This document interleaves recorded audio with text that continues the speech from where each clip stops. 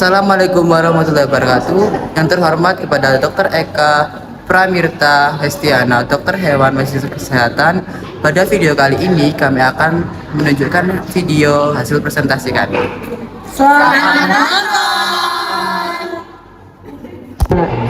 Kami kelompok 2 akan melakukan presentasi dengan tema hak asasi manusia dengan judul stigma dan diskriminasi terhadap pasien tuberkulosis.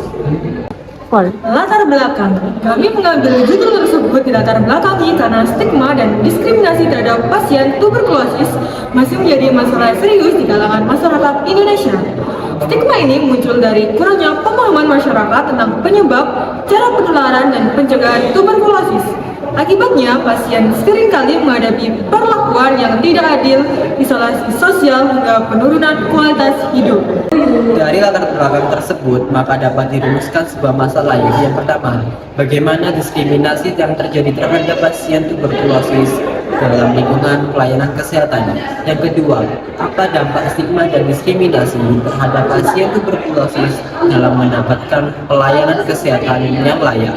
Yang ketiga, bagaimana kurangnya pemahaman masyarakat di tenaga kesehatan terhadap tuberkulosis yang dapat memperparah stigma dan diskriminasi terhadap pasien tuberkulosis. Dan yang keempat, bagaimana upaya yang dapat dilakukan untuk mengurangi stigma dan diskriminasi terhadap pasien tuberkulosis di masyarakat dan di lingkungan pelayanan kesehatan. Adapun tujuan dari makalah ini yaitu yang pertama, menggali hak asasi manusia bagi pasien tuberkulosis khususnya dalam mendapatkan akses pelayanan kesehatan tanpa diskriminasi. Yang kedua, mengetahui bentuk-bentuk diskriminasi yang dialami oleh pasien tuberkulosis dalam lingkungan pelayanan kesehatan. Yang ketiga, menganalisis dampak fisik dan psikologis yang dialami oleh pasien tuberkulosis akibat stigma dan diskriminasi. Dan yang keempat, meningkatkan kesadaran terhadap pasien tuberkulosis oleh masyarakat untuk mengurangi stigma dan meningkatkan pemahaman tentang tuberkulosis. Salah satu kasus yang kami ambil untuk mendukung presentasi ini adalah sebagai berikut. Pada tahun 2011, terdapat seseorang bernama Ani yang didiagnosis tuberkulosis resisten obat.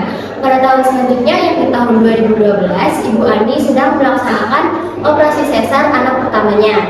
Dan saat itu Ibu Ani mendapatkan diskriminasi lebih lanjut. Padahal, rekam medis Ibu Ani sudah menyatakan bahwa Ibu Ani tidak mengalami tuberkulosis dan sudah tidak menularkan pada orang lain. Diskriminasi yang Ibu Ani dapatkan yang pertama, ia diisolasi di ruang isolasi, dan yang kedua, ia tidak diberi ruang ganti pada saat sebelum operasi. Selain itu, anak dari Ibu Ani juga mengalami diskriminasi. Dia diisolasi beberapa hari, dan saat itu bayi dari Ibu Ani ini diberikan dot susu dari dot bayi yang disandarkan kepada dinding sehingga kepala belakang bayi itu tidak rata. Selanjutnya, ini adalah kerangka konseptualnya. Kami telah mengkaji studi di Twitter dan mendapatkan informasi terkait hal yang kami lakukan. Hak asasi manusia adalah hak dasar yang dimiliki oleh manusia semenjak seorang lahir. Kami sendiri harus dihormati dan diakui tanpa terkecuali oleh setiap orang. Dan hak atas kesehatan juga merupakan hak asasi manusia yang harus terpenuhi. Selanjutnya, TBC merupakan penyakit menular melalui udara, dan penyakit ini selalu berhubungan dengan stigma dan diskriminasi.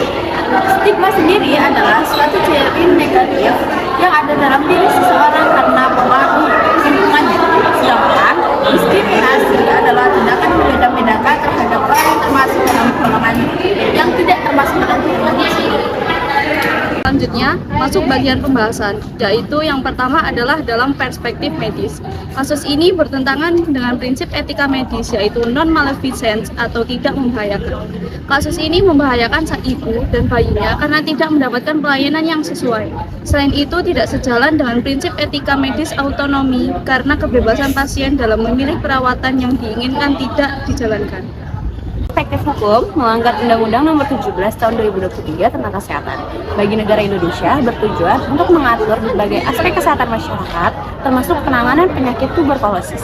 Ini juga melanggar pasal 155 mengenai hak pasien untuk berpartisipasi dalam pengambilan keputusan, dan mengambil pasal 156 mengenai pelayanan kesehatan dengan memperhatikan prinsip keadilan dan kesetaraan tanpa diskriminasi. Dalam perspektif HAM, Deklarasi Universal Hak Asasi Manusia atau DUHAM dan Konvensi Hak Asasi Manusia menegaskan bahwa setiap orang berhak diperlakukan secara adil tanpa diskriminasi. Menempatkan penyintas tuberkulosis dalam ruang isolasi tanpa alasan medis yang jelas merupakan bentuk diskriminasi kesehatan yang bertentangan dengan prinsip-prinsip hak asasi manusia.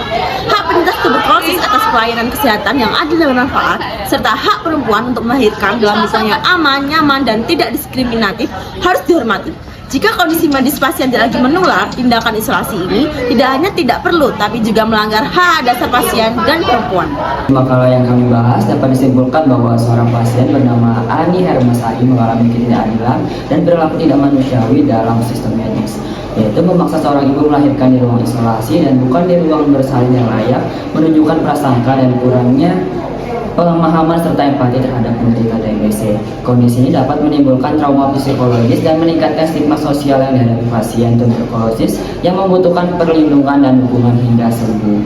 Ani Hermasari menggambarkan adanya diskriminasi terhadap pasien tuberkulosis, khususnya tuberkulosis resisten obat. Bahkan saat pasien tidak lagi mengalami penyakit setelah pengobatan, mereka tetap mengalami diskriminasi. Tidak hanya dipaksa melahirkan di ruang isolasi paru yang tidak memadai, beliau juga mengalami pelanggaran privasi dan ketidaknyamanan saat mempersiapkan operasi sesar. Selain itu, bayi prematur yang dirawat juga mengalami trauma diskriminatif yang berdampak pada kondisi fisiknya. Dari masalah tersebut, kami memiliki saran untuk perlakuan diskriminatif masih memerlukan diskusi lebih lanjut di kalangan petugas kesehatan tentang bagaimana memperlakukan setiap pasien, terutama tuberkulosis secara adil dan manusiawi, dan bagaimana menerapkan prosedur pelayanan kesehatan yang tidak membahayakan hak dan martabat pasien. Hal ini dapat dicapai dengan memperkuat pelatihan staf medis yang menangani pasien TBC, menghilangkan stigma negatif dalam pikiran pasien, dan memastikan bahwa semua pasien menerima pengobatan yang adil dan tidak diskriminatif. Terima kasih.